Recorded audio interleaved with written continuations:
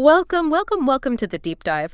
We're the place you come to plunge headfirst into the big ideas, the really thought-provoking books shaping our world. We do the reading so you get the shortcut to being genuinely well-informed. That's right. And today, we're taking on a pretty ambitious journey. We're diving into a book that's really made waves, challenging how we think about, well, right now in our immediate future. It's Yuval Noah Harari's 21 Lessons for the 21st Century. Mm-hmm.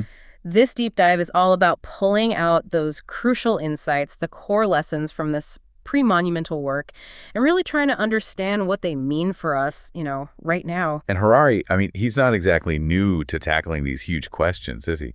Questions that really reshape how we see humanity. Not at all. I'm sure many of you listening will know his name from his previous huge bestsellers, Sapiens, A Brief History of Humankind, and Homo Deus, A Brief History of Tomorrow. Yeah, landmarks, really. Totally. And with those, he really cemented his reputation, didn't he, as a historian who doesn't just, recount the past, but uses it to light up the path forward, often with this, stark, almost prophetic look into the future. After Sapiens and Homo Deus, I kind of came into 21 Lessons expecting maybe another grand sweep of history, but he does take a pretty sharp turn here, doesn't he? He really does. He zooms right in on our immediate present, and he argues that in a world just flooded with irrelevant information, as he puts it, clarity itself, just being clear, becomes the ultimate power. That's such a key point. Clarity is power. Yeah, he's not just complaining about too much noise online. He's really arguing that the ability to see through it all, to focus on what actually matters, well, that becomes the most valuable currency in this super complex world we're in. What did you make of that shift for him? Was it expected? I thought it was fascinating and honestly probably necessary. A needed pivot. His previous books gave us that big picture, the grand narrative of where we've come from, and maybe terrifyingly, where we might be heading. Right, the long view. Exactly. But 21 Lessons really plants us firmly in the now. Yeah. He points out, quite rightly, I think, that it's getting incredibly hard to keep a clear vision, especially for, most of us who are juggling daily stuff, work, kids, maybe looking after parents. The everyday grind. The everyday grind, yeah. And his warning is pretty stark. If the future gets decided while you're not paying attention, you and your family are still going to have to live with the consequences. So the book's aim, he says, is to offer this selection of lessons focused squarely on the immediate future of human societies. Right. He's asking those big, urgent questions. What is happening right now? What are today's greatest challenges, our biggest choices? What should we actually pay attention to? And crucially, what should we teach our kids? And it's that feeling, that sense of urgency that really defines the book's mission, I think. He's saying, look, while individuals, naturally, we focus on our immediate survival, our daily lives, these huge global forces he talks about, climate change is the obvious one, or the crisis hitting liberal democracy, they will eventually impact everyone, no escaping it. No matter your daily concerns. Exactly. But what I really appreciate, though, is he's not sitting there giving us easy prescriptive answers like do this, don't do that. His stated goal, his intent, is to stimulate more thinking, to help you, the listener, actually participate in these massive conversations happening right now. It feels like an invitation, really not a lecture. Yeah, definitely an invitation. And it's an invitation that comes with a really powerful ethical stance right up front in the book. Oh, yeah, I remember that. He dedicates the book to free discussion over self-censorship. Even though he knows there's a real risk, his words could be misused by, illiberal regimes or just twisted out of context. Which happens all the time. Constantly. So it's this commitment to intellectual honesty, even when it's maybe dangerous or uncomfortable. And that really sets the stage for the kind of candid, often quite challenging insights that follow throughout the book. Okay, so let's start unpacking this. Let's dive into Harari's first major section. He titles it The Current Predicament, Technology and Politics. And he kicks off with this really interesting observation about liberalism. How at the end of the 20th century, it looked like it had just won, hands down. Overwhelming victory over fascism, over communism. Totally. It felt like the end of history almost. Exactly. It felt like the path was set, right? A clear road towards an ever more liberal world order. And that's precisely what's so striking now.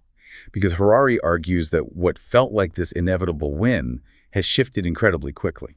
Liberalism, as he puts it, is in a jam. It's losing credibility, but not because of the old challenges. It's facing new, really unprecedented ones. Yeah, not the usual political squabbles. No, we're talking about the infotech and biotech revolutions. These aren't just reshaping economies or societies. in the abstract, they're reshaping our actual bodies, our minds. It's going internal. This isn't just about how we govern ourselves anymore.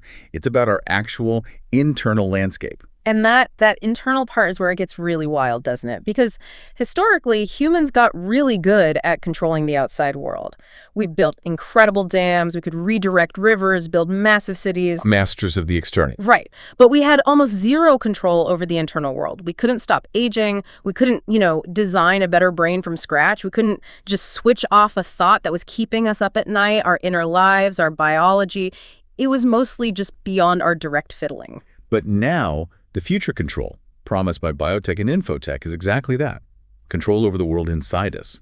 And that throws up these massive, profound questions because our political systems, especially democracies, seem completely overwhelmed. They're struggling even to understand these technologies, let alone figure out how to regulate their, frankly, explosive potential. It's true. I mean, think about it. Did you ever get a vote on where the internet should go? Did you have a say in how algorithms curate the news you see? Nope. And automation, this huge thing that's disrupting labor markets globally, it was barely even a talking point in major political debates, like the 2016 U.S. election. The speed of tech change is just blowing past our political and ethical frameworks. It's such a glaring disconnect. Instead of grappling with how AI or automation might totally change the nature of work, we had candidates focusing on, more traditional issues, often the really divisive ones.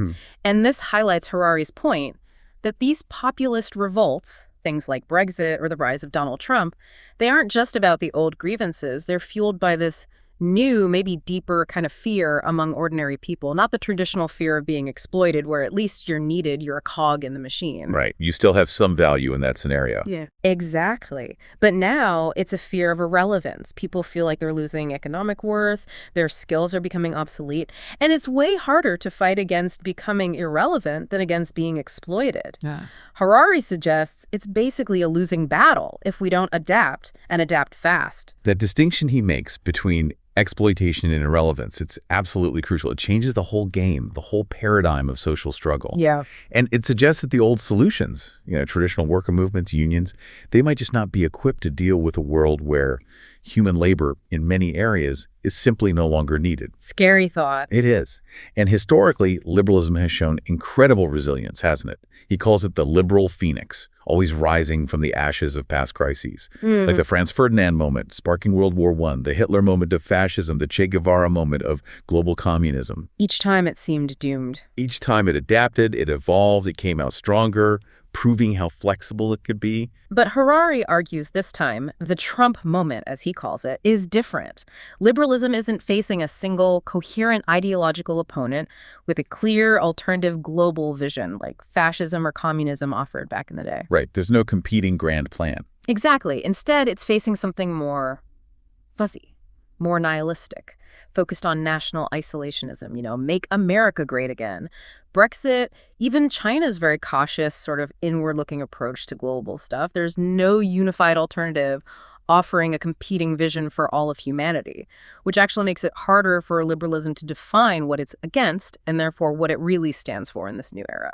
And this vacuum, this feeling that liberalism is breaking down, it's increasingly getting filled by these nostalgic fantasies, dreams of some local golden path. Oh, yeah, you see that everywhere. Everywhere. Yeah. Like recreating the 1950s USA or Victorian Britain or Tsarist Russia or even going way back to biblical Israel at the Prophet Muhammad's Medina. These are all backward-looking visions, right?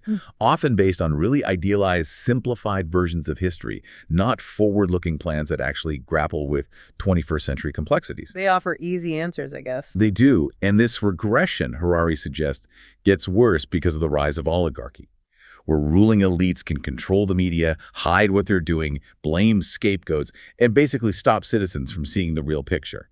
It breaks that old logic, Lincoln's logic, that you cannot fool all the people all the time. Because the information system itself is compromised. Exactly, making informed democracy incredibly difficult. Okay, so we've seen how technology is challenging liberalism, creating this deep fear of irrelevance, pushing people towards nostalgic fantasies. And this leads us straight into Chapter 4, where Harari lays out a really terrifying consequence of all this, an unprecedented crisis of equality. The chapter title says it all. Those who own the data own the future. Yeah, this chapter really hits hard. It totally challenges that old narrative of progress, doesn't it? Because for so long, the story was that humanity was moving towards greater equality. Globalization, technology, they were supposed to be closing the gaps, spreading the wealth. But the reality now, Harari argues, is that the 21st century could actually create the most unequal societies in history. Hmm. He doesn't pull any punches. He suggests it could literally divide humanity into different biological castes. Biological castes. Why? It's a shocking idea. He traces inequality way back. Stone Age graves showed differences, but property really amplified it after the agricultural revolution, leading to these rigid hierarchies. But the late modern era, at least, saw equality become an ideal, something societies aimed for. The worry now is a massive reversal of that trend. It's such a sobering thought that we might actually be going backward on equality. He talks about globalization having this double edge, like it connects us horizontally, right? Erasing borders, linking cultures. Yeah, it brings the world closer in that sense. But at the same time, it divides us vertically, creating these huge gulfs between the super rich and, well, everyone else. And this, he fears, could lead to a massive useless class in the future. Not just exploited, where at least your work has value, but completely irrelevant.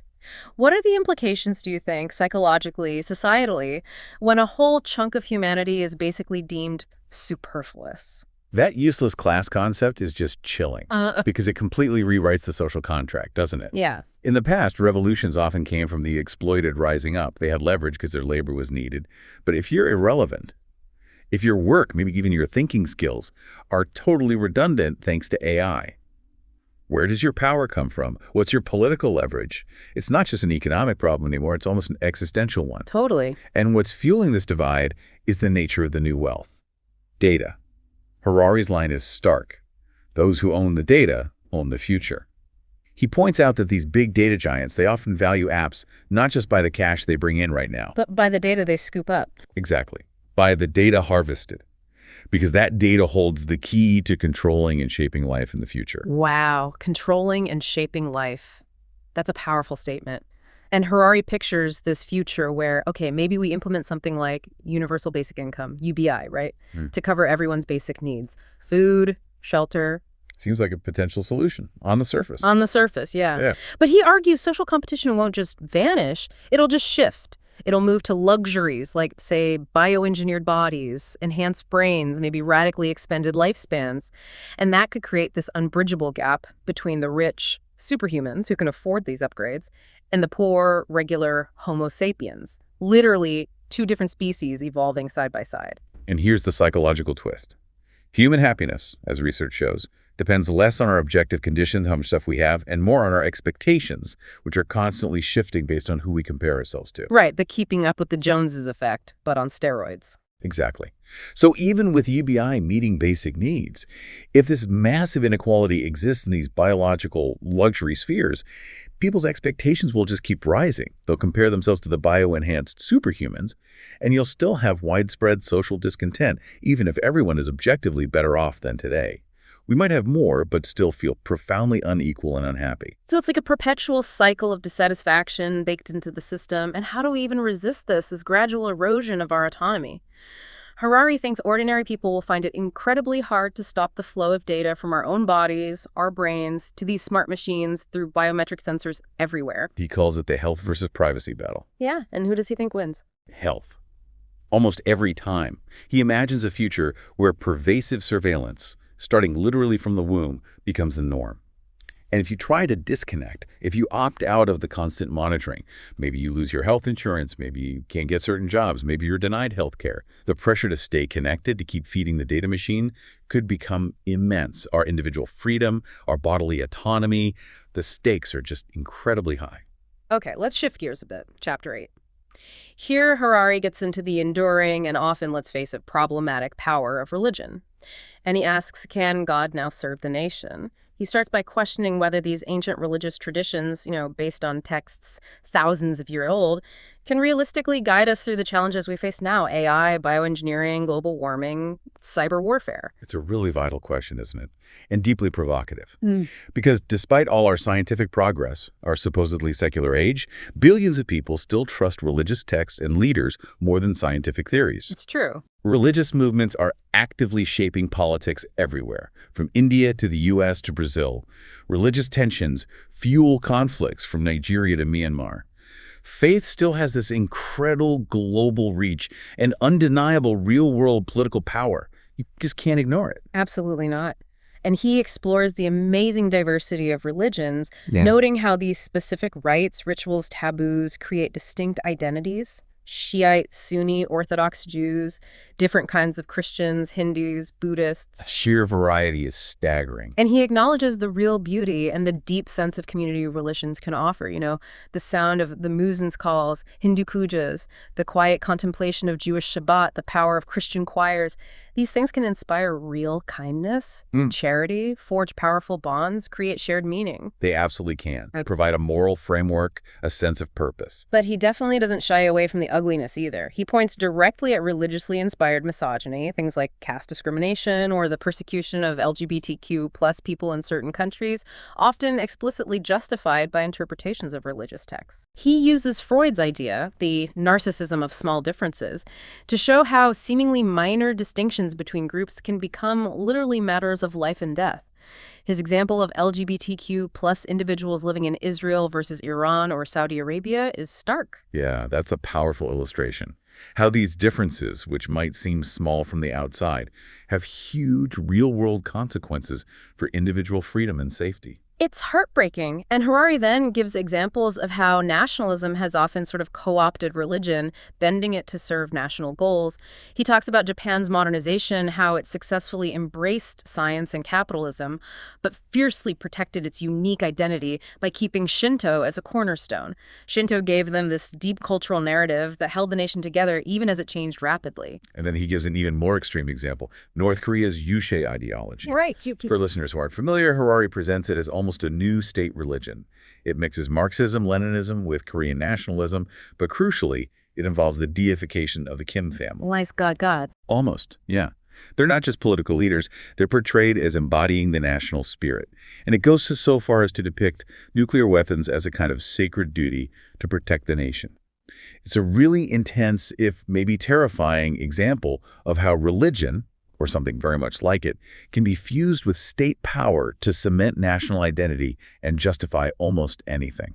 So his conclusion on religion's role today is pretty blunt, isn't it? Quite provocative. He basically says religions are largely part of the problem, not part of the remedy, when it comes to these big 21st century global issues. Yeah, it's a strong statement. He argues they often cement national identities, they stoke conflicts, and that makes it even harder to find global solutions to the threats that affect everyone, like nuclear war or ecological collapse or managing disruptive tech. That's a pretty sweeping claim. Do you think maybe there's some nuance missed there? Or is there a counter-argument for religion potentially playing a positive role in fostering global cooperation? It is a strong claim, definitely. Yeah. And Harari himself wouldn't deny the positive things religions can do, community building, moral guidance for individuals. His focus, though, seems to be on the global political stage. Right, the macro level. Exactly. Yeah. And on that level, when push comes to shove, when universal challenges demand global agreement, he argues that nationalistic interests, which are often wrapped up in religious identity, tend to win out over a sense of shared humanity. Many religions preach universal love, but in practice, their political forms often prioritize the in-group, the nation, its perceived destiny, making that global teamwork really, really difficult. So while individual faith can be a force for good, its institutional, nationalistic side often becomes divisive, just when we need unity the most. Okay, let's move to Chapter 10. Harari tackles terrorism here, and his perspective is pretty counterintuitive. The chapter title is just, "Don't Panic." Yeah, it immediately grabs your attention. It does, and he argues that terrorists are essentially masters of mind control. They kill relatively few people, statistically speaking, but they manage to terrify billions and shake massive political structures, often way out of proportion to their actual capabilities. This statistical reality check is crucial to his argument.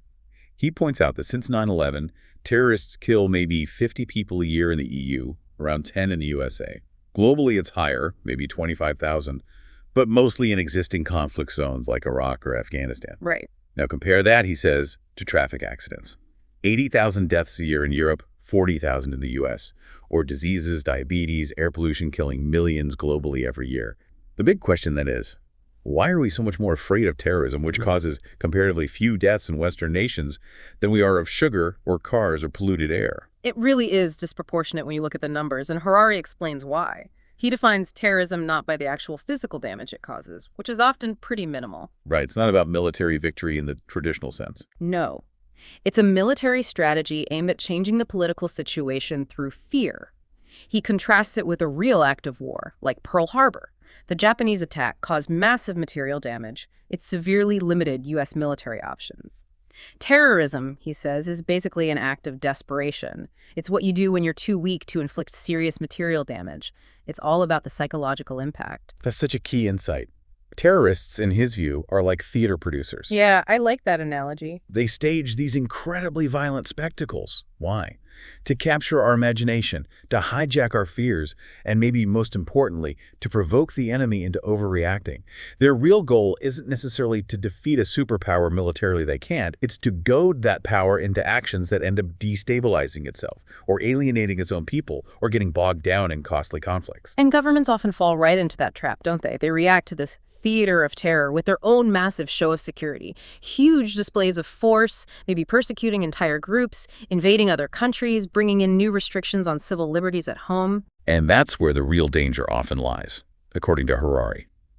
He argues that this overreaction to terrorism frequently poses a much bigger threat to our own security, our own values, than the terrorists themselves ever could. Yeah, so? Well, he points out that modern Western states base a lot of their legitimacy on promising to eliminate political violence within their borders. So any terror attack, even if it's statistically rare or small scale, feels like a direct assault on that core promise on the state's authority. Okay. Unlike other kinds of violence. Exactly. Unlike, say, ordinary crime, like robbery or even murder, which historically didn't undermine the state's fundamental right to rule, political violence hits right at the heart of the state's claim to be the sole guarantor of order and safety. So the state's response is often less about rationally addressing the threat and more about dramatically reasserting its own authority, even if the measures are disproportionate or counterproductive. It becomes this vicious cycle, a dangerous theatrical drama where both sides, the terrorists and the state, are playing roles that escalate the situation. Right, makes sense. Moving on to Chapter 11, Harari tackles the huge subject of war, and the title is pretty memorable, maybe a bit cynical. Never underestimate human stupidity. Huh. Yeah, that one sticks with you. It does. He starts, though, by noting something quite ironic. The last few decades have actually been the most peaceful period in recorded human history. Violence causes only about 1% of deaths worldwide today. That's a massive drop from maybe 15% in early farming societies. It's a remarkable achievement, often overlooked, a result of global cooperation, economic interdependence, rising living standards. It really is. Statistically, the world is safer from violence than ever before. Yet, despite that historical trend, there's this growing anxiety, isn't there? Fears about a third world war are definitely rising. You see it in the news, you hear people talking about it, deteriorating international relations, countries ramping up military spending, this return to great power rivalry. It makes people worry we might be heading towards a 1914 scenario, where one mistake, one miscalculation could ignite a global conflict. That fear is palpable. But Harari offers some pretty compelling reasons against a massive global war, at least on the scale of the world wars. First, he says the economics have changed. Conquest just isn't profitable like it used to be. How so?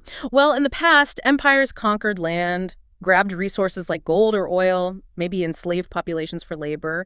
But wealth today, it comes mostly from knowledge, from innovation, from tech, from complex global supply chains. You can't just roll tanks into Silicon Valley and seize the knowledge. You can't really enslave the minds that write software or design microchips. Trying to conquer a highly developed country like Germany or Japan today would likely destroy its actual value, its human capital, its institutions, its intellectual property. The prize isn't easily lootable anymore. That makes sense. The nature of wealth has shifted. What else? Secondly, the big one, nuclear deterrence. Nuclear weapons have simply made huge conventional wars between major powers incredibly risky, arguably too costly for any rational leader. The threat of mutual annihilation has created this sort of long peace between the superpowers. Nobody sane wants to push that button. The ultimate deterrent. Pretty much. And thirdly, he points to the lack of these big, cohesive, universal ideologies trying to take over the world. Authoritarian nationalism, like Putinism in Russia, it is spreading.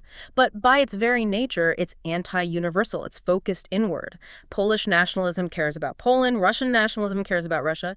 They inherently oppose each other, rather than uniting under some common banner to conquer the globe, the way communism or fascism once aimed to.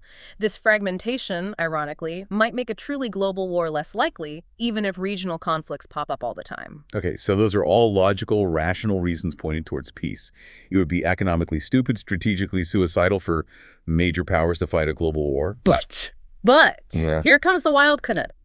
Harari introduces the danger of human stupidity. Ah, yes. He reminds us that leaders throughout history haven't always acted rationally. They've often started wars because of sheer stupidity, because of ego, short-sightedness, miscalculation, not just cold, calculated self-interest.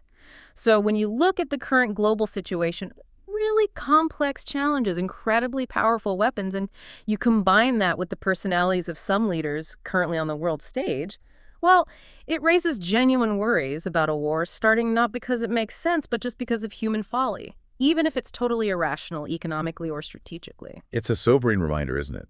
That even with all the logical reasons against war, human error, arrogance, simple rationality, there's still incredibly powerful forces shaping our collective destiny. Never underestimate stupidity. Indeed. Okay, chapter 16, titled Justice. Here, Harari really digs into the massive challenge of trying to apply our values, our sense of fairness, in this incredibly complex modern world. He argues that our basic forager's sense of justice, which evolved in small groups dealing with local problems, well, just completely overwhelmed now. It's ill-equipped for dilemmas involving millions of people spread across continents, tangled up in global supply chains, complex financial systems. Our moral intuition just short-circuits. It really does. It becomes incredibly hard to figure out right and wrong, or even who's responsible for what. Harari uses the example of what he calls modern theft. It's not just someone physically stealing your wallet anymore. Wait, it's more complex. Much more complex. He describes, say, investing your pension fund in a big petrochemical company. Maybe that company dumps toxic waste in some poor country halfway across the world. Maybe it uses powerful lobbyists to block environmental regulations.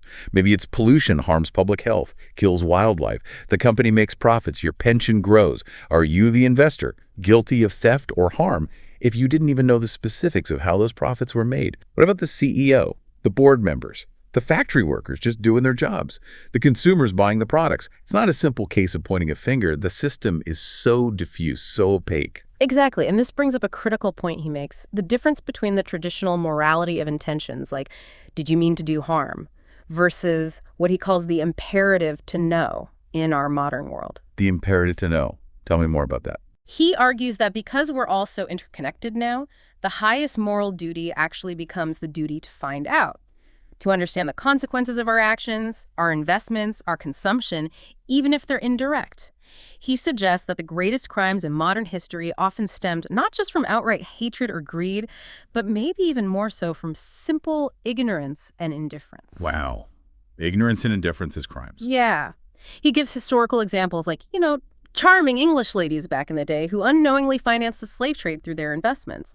Or maybe ordinary post office managers in Nazi Germany who were just diligently doing their jobs, processing paperwork, without questioning the horrific system their small actions were enabling. They could claim ignorance. Maybe they truly didn't grasp the full picture. But Harari asks, is that really a valid excuse when the scale of suffering caused by the system is so enormous? And that really gets to the heart of it, doesn't it? Moral certainty is just incredibly difficult when you don't have the benefit of hindsight. The world, as he says, has simply become too complicated for our hunter-gatherer brains.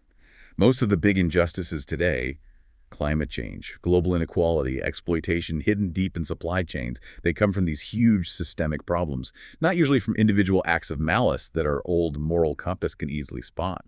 It's hard to assign blame when everyone feels like just a tiny cog in this giant morally ambiguous machine. He pushes this further when talking about empathy and perspective. He says, even if you manage to gain a really deep understanding of the suffering of one particular group, say, you really try to understand the experience of an African-American man facing systemic racism, that doesn't automatically mean you understand the perspective of all other oppressed groups. Right, experiences aren't interchangeable. Exactly. Each group faces its own unique maze of glass ceilings, double standards, coded insults, and institutional discrimination.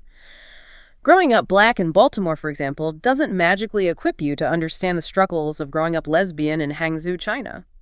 Our individual knowledge is always limited by our own experience, yet we're more and more dependent on this vast collective knowledge, which itself is all fragmented and specialized. It's a paradox. Collectively, we know more than ever, but individually, we might know less about the whole picture. Precisely. And this collective ignorance, this overwhelming complexity, makes the lure of dogma incredibly powerful. Dogma's simple, fixed belief systems offer a kind of safe haven from the frustrating complexity of reality. Yeah, they give you certainty. Easy answers. Exactly. Intellectual comfort, moral certainty, simple answers to impossibly complex questions. He points out that even movements that started scientifically, like Marxism, could mutate into rigid dogmas under leaders like Stalin, justifying horrific acts in the name of an infallible ideology. And he doesn't spare liberals either. He notes that even liberals sometimes put almost unquestioning faith in the awesome ritual of general elections, fighting wars to impose democracy even when it repeatedly fails in certain contexts. We all, he suggests, can fall prey to our own simplifying dogmas when reality gets too complicated. It's a sobering thought about our own limitations. Definitely. Okay, let's delve into Post-Truth, Chapter 17. This feels incredibly relevant, almost painfully urgent today. Harari starts with this concept he calls the knowledge illusion. The knowledge illusion. Yeah, the idea that we all rely on this huge pool of collective human knowledge, but no single one of us actually understands more than a tiny fraction of it in detail. You know, I know how to use my smartphone, but I have no clue how it actually works inside. Right, we outsource our understanding. We totally do. And while this was great for evolution, it allowed us to specialize, cooperate on a massive scale. It has a really big downside in our complex modern world. And that downside is? The downside is profound. People end up forming really strong opinions on incredibly complex issues: climate change, genetically modified crops, foreign policy in Iraq or Ukraine. Even when they know virtually nothing about the specifics, sometimes they can't even find these places on a map. Sad, but probably true. And we rarely appreciate our own ignorance because, as he points out, we tend to lock ourselves inside these echo chambers. Surrounded by like-minded friends, curated news feeds, our existing beliefs just get constantly reinforced and anything challenging gets filtered out. He gives the example of how, say, conservatives in the U.S. might dismiss concerns about environmental issues, even if there's local evidence like a polluted river nearby, simply because their information bubble constantly tells them those concerns are overblown or fake. It shows how our reliance on collective knowledge can actually make us individually blind. It's amazing how powerful that groupthink effect is. It lets seemingly smart people hold beliefs that are totally contradictory to available evidence. Totally. Then he pivots to the enduring power of fiction. He argues that, historically, this isn't new. Religions, national myths, big political movements like communism, fascism, even liberalism, they all rely on these elaborate self-reinforcing credos, stories we tell ourselves. Sort of that bind us together. Exactly. He even quotes Joseph Goebbels' infamous line, "A lie told once remains a lie, but a lie told 1,000 times becomes the truth."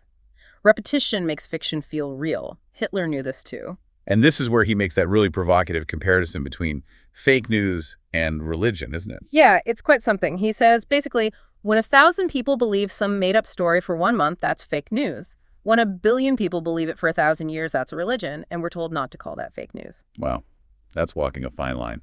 It is. But he's not just being cynical or dismissive of religion here.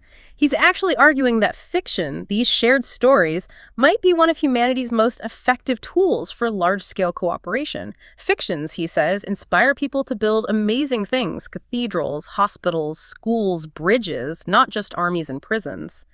He even compares the positive impact of stories like the Bible to other great fictional works, like Don Quixote or Harry Potter, in their power to unite people around shared values and narratives. So fiction isn't inherently bad, it's just powerful. It needs to be understood. Exactly. So Given all this, the knowledge illusion, the power of fiction, the echo chambers, how do we fight back against this pervasive brainwashing, this constant onslaught of misinformation in our supposed post-truth age?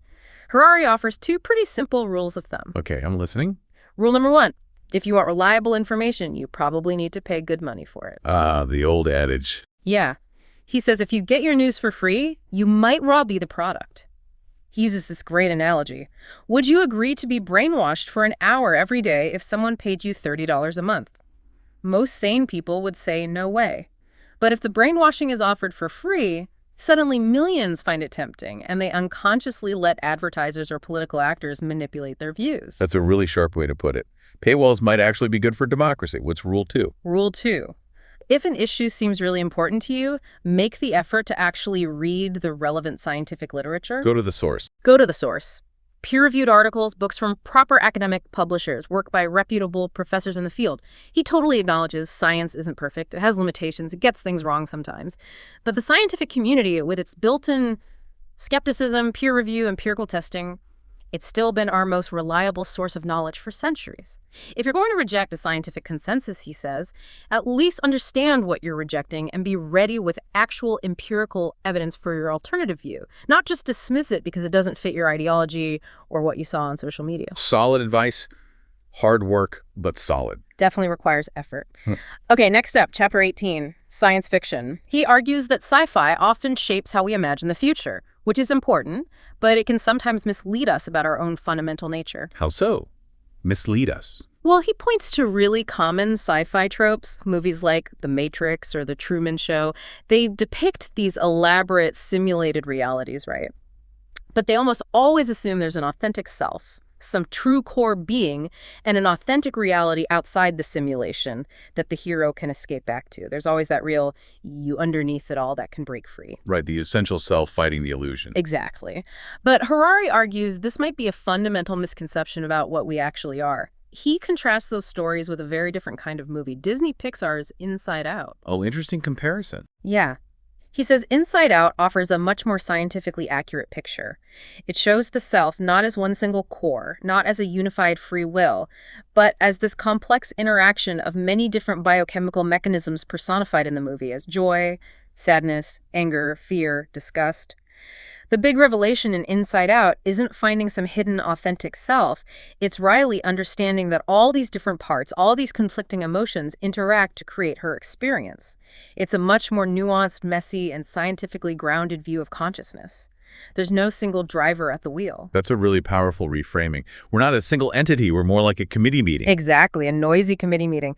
And he then draws this fascinating comparison to Aldous Huxley's classic dystopia, Brave New World. Unlike Orwell's 1984, which is all about control through fear, pain, surveillance. If brother is watching you. Right. Huxley's dystopia achieves control through love and pleasure. Through sophisticated social engineering, genetic conditioning from birth, everyone is made perpetually content, happy in their designated social role, which in a way makes it a much more disturbing dystopia to think about. What could possibly be wrong with everyone being happy all the time thanks to science and drugs like Soma? Sounds tempting, doesn't it? No suffering. But Huxley, through the world controller Mustafa Mond, directly addresses this. Mond argues that civilization has absolutely no need of nobility or heroism. Why? Because in properly organized society, the conditions that breed those virtues, things like war, struggle, divided loyalties, temptation, they're simply engineered away. Why bother struggling? Why suffer? Why sacrifice when you can just be perpetually content? And with the drug Soma providing, as Huxley puts it, a holiday from the facts, calming anger, making everyone agreeable, you basically get Christianity without tears. All the supposed virtues, none of the effort or pain. In that world, things like true love, deep grief, profound personal growth. They're just seen as inconvenient disruptions to the engineered tranquility. And that's where the character of the savage comes in, right? The outsider who hasn't been conditioned. Exactly. He offers this really poignant critique. He rejects the whole idea of just eliminating everything unpleasant instead of learning to put up with it. He makes this passionate argument for the necessity of tears, of living dangerously, even of suffering. He chooses the right to be unhappy. Wow. It highlights the profound cost of a life engineered purely for contentment. It suggests that maybe true humanity, true meaning, isn't found in endless pleasure, but in embracing the full, messy spectrum of human experience, including the pain and the struggle. That's what shapes us, what gives life depth. A powerful argument against engineered happiness. Let's turn our attention now to Chapter 19, Education. This becomes absolutely crucial if the world is changing as fast as Harari suggests. And his opening advice for a 15-year-old today is pretty startling. Don't rely on the adults too much. That'll go down well with parents. Right. But his reasoning is serious. He argues that most adults, even the really well-meaning ones, simply don't understand the 21st century world young people are inheriting because the world they grew up in was so fundamentally different. The pace of change is just too fast. He argues that the whole idea of a job for life or even a profession for life is going to seem completely archaic, antediluvian, as he puts it. Like something from the Stone Age. Pretty much. To stay relevant in this incredibly dynamic environment, he says, people will need the ability to constantly learn and to reinvent yourself, even, he adds, at a young age like 50. Reinventing yourself at 50. Wow. Yeah. Past experiences, whether your own or humanity's collective history, just become less reliable guides when you're dealing with superintelligent machines, genetically engineered bodies, potential climate catastrophes, and the need to switch careers maybe multiple times. The lessons learned in the 20th century might simply not apply. It's a world where, as he puts it, profound uncertainty is not a bug but a feature. It's just built in. We have to learn to live with it. So what skills are essential for this new reality? He really emphasizes two things: mental flexibility and emotional balance. Flexibility and balance. Crucial, he argues, for navigating a world where you're constantly having to let go of what you thought you knew, adapt to new technologies, maybe new social structures, and just feel comfortable with the unknown, rather than being paralyzed by fear or anxiety. It's about resilience, adaptability, a willingness to embrace continuous transformation as the norm. But that presents a massive challenge for educators, doesn't it? How do you teach resilience? How do you teach embracing the unknown? It's way harder than teaching, say, physics equations or historical dates. Immensely harder. And many teachers, as he points out, are themselves products of the old educational system. They might lack the very mental flexibility that the 21st century demands.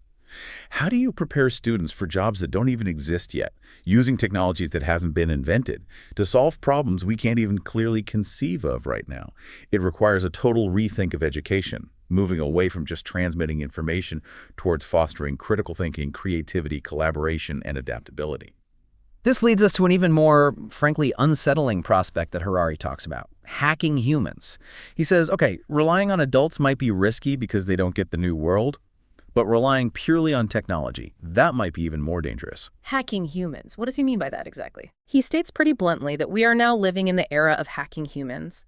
Algorithms are constantly watching us, monitoring us, learning about us, where we go, what we buy, who we talk to, what we read, what we watch.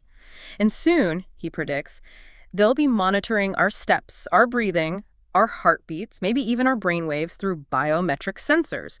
They're building this incredibly detailed profile of who each of us is. Using big data and machine learning, as he puts it. Exactly. And the goal is to get algorithms to know us better than we know ourselves, to understand our hidden desires, our fears, our unconscious biases, the things we don't even admit to ourselves. And once they can do that, well, once they know our buttons, Harari argues, they could control and manipulate us, not just by selling us stuff more effectively, but by subtly influencing our decisions, our emotions, maybe even our political views, without us even realizing it, leading us towards a life, as he vividly puts it, in the Matrix or in the Truman Show. And this isn't some distant sci-fi future. He argues it's already starting with things like personalized advertising algorithms and the filter bubbles created by social media. the scary part is that we might let this happen willingly. That's the twist. This shift of authority to algorithms could be entirely voluntary. If algorithms consistently prove they understand us better, if they offer seemingly better advice on healthcare, you should be this, not that, or education, this learning path is optimal for you, or career guidance, based on your profile, you should retrain for this job, then authority will naturally shift to them. We'll trust the machine over ourselves. We might. We could willingly cede control bit by bit, gradually losing our own ability to make choices, much like many of us already trust Google implicitly for information or GPS for directions, sometimes even when our own eyes or common sense suggest otherwise. The sheer convenience and perceived accuracy of these algorithms could slowly, quietly erode our autonomy, and we might not even notice what we've lost until it's gone. Chilling. Absolutely chilling. Okay, we've reached the final chapter, chapter 21. And this one feels deeply personal for Harari. It's titled Meditation, Just Observe. He actually shares his own story here, his motivation. He talks about being a troubled and restless teenager. Yeah, it adds a different dimension to the book. It does. And a mentor advised him to try Vipassana meditation. He admits he was initially really skeptical, thought it was all just New Age mumbo-jumbo, but he eventually went on a 10-day silent retreat. And what happened? He says the experience was transformative, mainly because of how practical and non-mystical the teaching was. The instruction from the teacher S.N. Goenka was incredibly simple. Just sit, cross-legged, eyes closed, and focus all your attention on your breath as it naturally comes in and goes out. Don't try to control it, don't judge it, don't do anything, Goenka said. Just observe the reality of the present moment, whatever it may be. It was about experiencing reality directly as it is without adding stories or reactions. Just observation, no agenda. Exactly. And this led to what Harari calls the most important thing anybody ever told me. He realized that the root source of his own suffering wasn't usually the external situation itself, but the patterns of his own mind reacting to it. His craving when he wanted something he didn't have. His aversion when he was resisting something unpleasant that was happening. Suffering, he came to understand, is primarily a mental reaction, not an objective condition out there in the world. That's a profound insight. That suffering originates internally. Right. And understanding that, seeing how his mind automatically generated these reactions was the first step towards maybe ceasing to generate more suffering unnecessarily. And he still practices. He does. He describes meditating for 2 hours every single day, plus doing a long retreat every year. He sees it not as some kind of escape from the world, but actually as a crucial tool for getting in touch with reality. He even says that without the focus and clarity he gets from meditation, he doubts he could have written massive books like Sapiens or Homo Deus, or even effectively navigate the complexities of the 21st century he writes about. So for him, it's compatible with a scientific worldview. Completely. He stresses that meditation doesn't conflict with scientific research at all. In fact, he sees it as another valuable method, especially for understanding the human mind through direct empirical observation from the inside out. Ah, so it's like subjective science. Kind of. He even gently critiques scientists who only study meditators by scanning their brains from the outside instead of trying the practice themselves. He compares meditation to a microscope for the mind, allowing you to directly observe your own sensations, thoughts, emotions, and uncover the basic patterns of the mind through methodical, continuous, objective observation. And crucially, he says it's not about chasing special mystical experiences or states of bliss. It's about understanding the reality of the mind itself, recognizing that even mundane feelings like boredom or slight irritation are just as mysterious and worthy of careful observation as moments of ecstasy. It's a deeply pragmatic, almost scientific approach to self-discovery. That practical focus is interesting. How does he connect this back to the bigger themes, like post-truth and fiction? This brings us right back to that core human challenge that runs through so many of these lessons. How do we tell the difference between fiction and reality? Harari argues that we humans are brilliant at creating and believing fictional stories, nations, gods, money, corporations, and being able to overlook the difference between story and reality has often been key to our survival, enabling mass cooperation. Right, the shared myths we live by. But he says if you really want to know the difference, if you want to ground yourself in what's undeniably real, the place to start is with suffering, because the most real thing in the world is suffering. Wow, that's a stark statement. Suffering is the ultimate reality check. It's a powerful, almost brutal test. He says when you're confronted by some great story, maybe a national myth, a religious doctrine, an ideological narrative, and you want to know if it's fundamentally real or just imaginary, ask yourself this simple question. Can the central hero of that story actually suffer? Can a nation suffer? Can an ideology suffer? Exactly. He uses the example of a Polish poet calling the Polish nation the Christ of nations, enduring immense suffering for humanity. It's a powerful, compelling story. But is the suffering of Poland real in the same way? He contrasts that metaphorical suffering, which only exists because human minds believe in the story of Poland, with the undeniable suffering of an actual individual, say, a real woman in Warsaw during an invasion, being robbed and assaulted by soldiers. Her suffering, her pain, her trauma, that Harari insists is 100% real. It doesn't depend on any story. It's viscerally real. Viscerally real. And he warns us. When politicians or leaders start talking in these grand mystical terms about the suffering of the nation or the race or the ideology, They are often trying to obscure, or worse, manipulate and leverage the very real suffering of actual individuals for their own political purposes. So the ultimate answer to understanding ourselves and the world, he concludes, isn't going to be found in another story.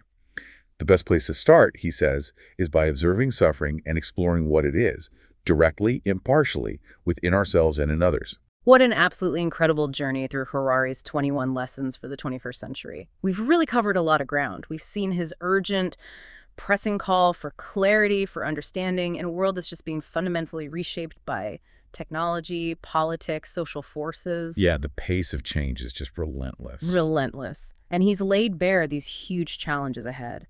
The rise of AI and biotech, the deep crisis facing liberalism, that looming threat of unprecedented inequality, the ways religion gets misused, the persistent dangers of nationalism and war, and just how pervasive post-truth narratives and our own cognitive biases have become clouding our judgment. And running through it all is that human element, isn't it? Our hunter-gatherer brains, as he calls them, are just struggling to keep up with this new level of complexity. And our amazing ability to create and believe fictional stories, which has been so powerful for cooperation, can also be incredibly perilous in this environment. Definitely. So his call to action for all of us, for you listening, is really to embrace constant learning, to cultivate mental flexibility, and to find emotional balance in the face of what feels like radical uncertainty. In his own personal journey with Vipassana meditation, which he shares so openly, it really stands as his testament to that search for clarity. He presents it as a practical tool, a way of getting in touch with reality, observing the mind's patterns directly, cutting through the noise of our overloaded world. Which leads him to that fundamental, maybe uncomfortable truth. Suffering is the most real thing we experience, and understanding its nature, really looking at it without the filter of the stories we tell ourselves about it, that might be the key to navigating whatever the future holds. So maybe the final thought to leave you with as you reflect on Harari's 21 lessons is this. What if the most truly empowering act in this incredibly complex, data-saturated, story-filled century isn't about finding the perfect new ideology or blindly trusting in technology's promises? What if it's simply to observe, with real humility and courage, the reality of our own experience, especially our own suffering, and to develop the habit of questioning every story, every narrative that promises to explain it all away, or worse, maybe seeks to profit from it? That's a challenging thought. It is. This book isn't just a summary of problems. It really feels like an invitation to a deeper, maybe more difficult, but ultimately more honest form of self-awareness, a challenge for all of us.